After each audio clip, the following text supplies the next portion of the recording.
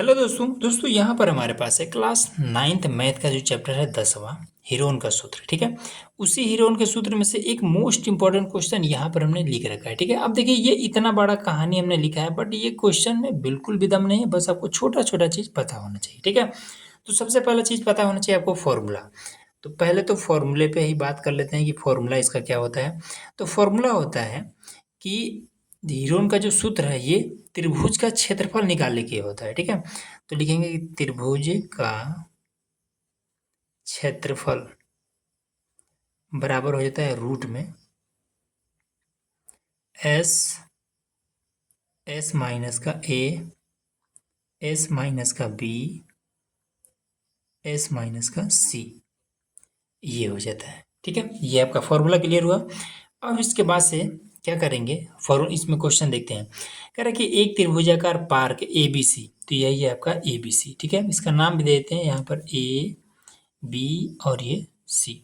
ठीक है, नाम नहीं दिए थे। ए बी सी भुजाएं 120 मीटर, 80 मीटर और 50 मीटर है। ठीक है, तो ये 50 मीटर, 80 मीटर और 120 मीटर। एक मालिन धनिया को इसके चारों ओर एक बाड़ लगानी है। ठीक है, बाड़ कैसा लगाता है, तार ओर से घेर दिया जाता है। ठीक है, तो वही बाड़ होता है। बाड़ लगानी है और इसके अंदर घास उगानी है। ठीक है, ये देखिए बाड़ हमने कुछ इस तरीके से तार ये हमने बना दिया है। ठीक है, और ये जो नीचे आप देख रहे हैं ये हमारा त्रिभुजाकार क्षेत्र है। ठीक है, कोई खेती है। अब उसके बाद से क्या कह रहा है कि चारों ओर बाड़ लगानी, मतलब ये तार घेरना है जो कि हमने यहाँ पर घेर दिया है, और इसके अंदर घास उगानी है। ये जो एरिया है इसमें घास उगानी है। उसे कितने क्षेत्र में घास उगानी है, ये जो नीचे का ये जो एरिया है ये कितना है, इसका हमें क्षेत्रफल बताना है। और कह रहा है कि एक और 3 मीटर चौड़ा एक फाटक के लिए स्थान छोड़ना है। ठीक है, तो यही है, देखिए यहाँ पर ये 3 मीटर चौड़ा एक दरवाजा भी छोड़ना है, तो जिसको हमने इस तरीके से बना दिया है। फिर कह रहा है एक 3 मीटर चौड़े एक फाटक के लिए स्थान छोड़ते हुए इसके चारों ओर 20 रुपये प्रति मीटर की दर से कांटेदार बाड़ लगाने का व्यय भी ज्ञात कीजिए। ठीक है, तो इसमें कह रहे हैं कि 1 मीटर तार का जो कीमत है वो 20 रुपये है। ठीक है, तो इसके चारों तरफ कितना तार लगेगा वो हमें बताना है। ठीक, उसके बाद से इसमें क्या बताना है, इसका ये क्षेत्रफल बताना है। तो देखिए कैसे निकालेंगे। तो सबसे पहले इसका हम परिमाप, ये जो तार लगाने वाला जो एरिया है इसको पहले निकाल लेते हैं। तो लिखेंगे कि त्रिभुज का परिमाप, त्रिभुज का परिमाप बराबर में क्या 50 प्लस में परिमाप मतलब चारों तरफ का ये माप। ठीक है, 50 प्लस में 120 प्लस में 80, तो 200 250 हो जाएगा 250। ठीक है, मीटर, ये इतना है। तो टोटल एरिया ये निकल गया हमारा कितना, परिमाप, इसका एरिया नहीं परिमाप, टोटल परिमाप हमें निकल गया कि ये चारों तरफ इसके तीनों तरफ ये 250 मीटर है। ठीक है, इसी में से 3 मीटर का ये जगह भी छोड़ना है, दरवाजा के लिए जगह छोड़ना है। ठीक है, तो हालांकि ये दूसरा मुद्दा है।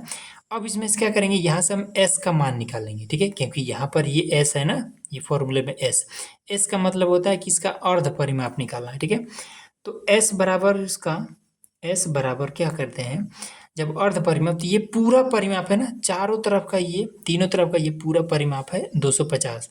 अब अर्ध परिमाप कितना हो जाएगा, तो 250 में से हमें 2 से भाग कर देना होता है, तो ये कितना हो जाएगा 125 मीटर। ये एस का मान निकल गया है। एस का मान क्यों निकालें हैं, क्योंकि हमें फॉर्मूला में इसका जरूरत है।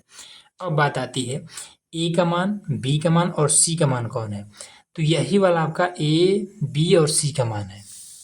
ठीक है, तो ए बराबर 50 मीटर है।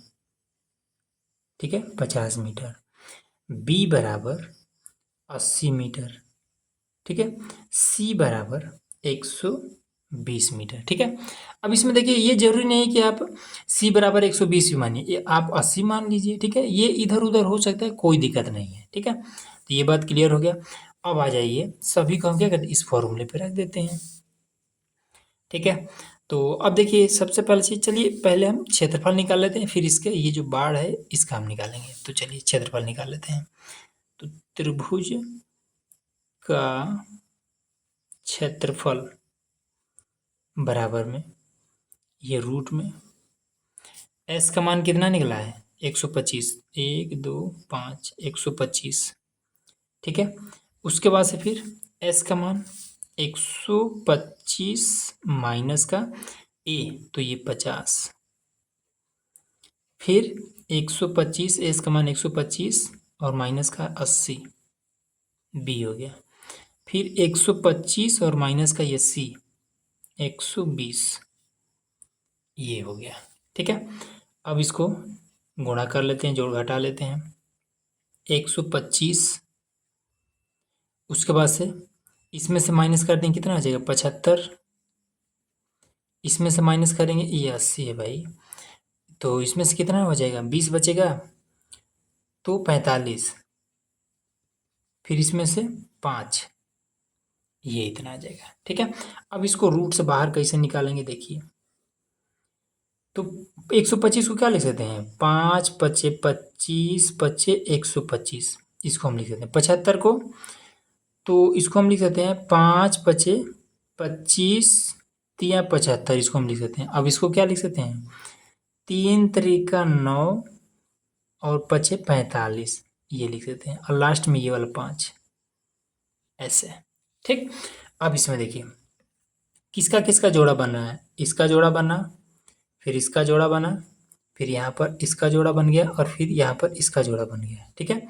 केवल यही दो है जिसका जोड़ा नहीं बना तो जिसका जोड़ा बन गया उसको बाहर निकालिए 5 को बाहर निकालिए एक बार फिर इस 5 को बाहर निकालिए एक बार फिर इस 3 को बाहर निकालिए एक बार फिर इस 5 को बाहर निकालिए यहाँ पर आपका 5 ये इसका जोड़ा नहीं है तो ये रूट में फंसा रह जाएगा बेचारा 5 3 15 ठीक है। क्लियर हो रहा है ना। तो अब इसमें 5 बचे 25 बचे 125 125 यहाँ कितना हो जाएगा 125 गुणे 3 रूट में आपका हो जाएगा 15 तो कितना हो जाएगा 3 पचे 15 का 5 3 दूना 6 और 1 7 3 का नम 3 375 और रूट में 15 और ये क्या है ये हमारा क्षेत्रफल निकला है ठीक है। तो ये कितना हो जाएगा मीटर स्क्वायर ये इतना हमारा क्षेत्रफल है। अब इसमें क्या बताएंगे अब ये तार की लंबाई टोटल कितना तार लगेगा ये हमें बताना है ठीक है और इसका प्राइस बताना है ठीक है। व्यय कितना होगा 20 रुपये के हिसाब से कितना इसमें खर्च आएगा।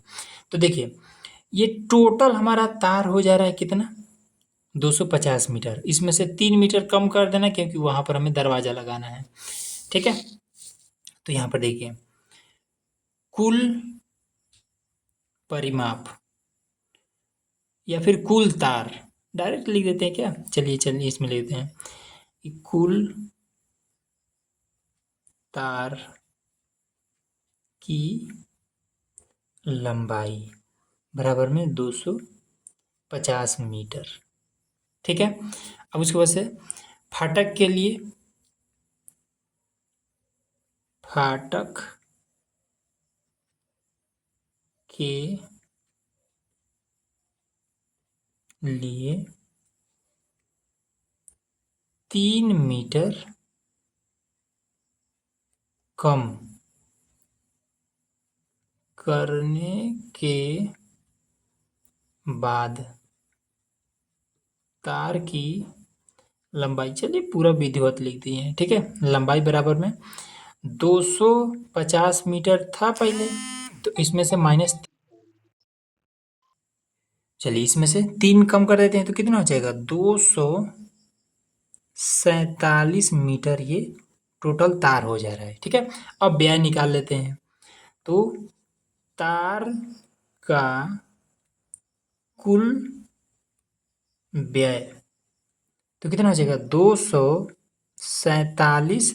अब देखिए 1 मीटर तार का 20 रुपया है तो 247 मीटर तार का गुणे में 20 कर देंगे तो ये कितना हो जाएगा 2 7 14 का 4 और 2 चौका 8 और 1 9 फिर 2 दूना 4 यहाँ पर हो जाएगा 4 और ये 1 0 यहाँ पर तो 4940 यही आपका आंसर हो जाएगा तो 4940 रुपये बस ठीक है ना। इस तरीके से आपको करना है।